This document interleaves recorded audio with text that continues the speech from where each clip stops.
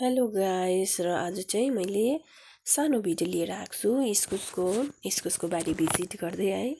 अन्त मलाई चाहिँ माइत गाउँमा सोध्नुहुन्छ नि त धेरैले कि तिमीहरूतिर पुरा इस्कुस लाउँछ अरे है भन्दै हैन, कसरी चाहिँ लगाउँछ हैन, कस्तो मचन हुन्छ, कत्रो हुन्छ, के हुन्छ भनेर सोध्नुहुन्छ।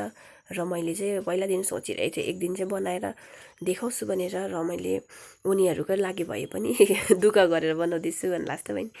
अन्तखेरि चाहिँ यी पारी चाहिँ देख्दै गरेको जोरताङहरू हो, त्यो खोलाको त्यहाँनिर हो। यिनीहरू चाहिँ गोक रङदुकुनी के गाउँहरू हो, दार्जिलिङ पनि देख्दैछ।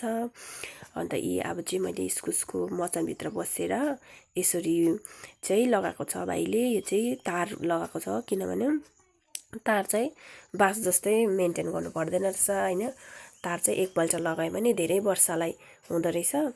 अन्त यी इस्कुस चाहिँ यसरी चाहिँ बनाएको छ। अनि पत्ता पनि टिपिरहनु पर्ने रहेछ, पत्ता टिपेर पातला बनायो भने चाहिँ हावा लागेर छिटो फल्दो रहेछ है। यसरी नजिकमै भेट्नेमै रोप्छ यहाँनिर, किनभने टिप्नु सजिलो हैन। हाम्रो उता त अग्लो अग्लोमा हुन्छ, रुखतिर पनि हुन्छ कोही त हैन।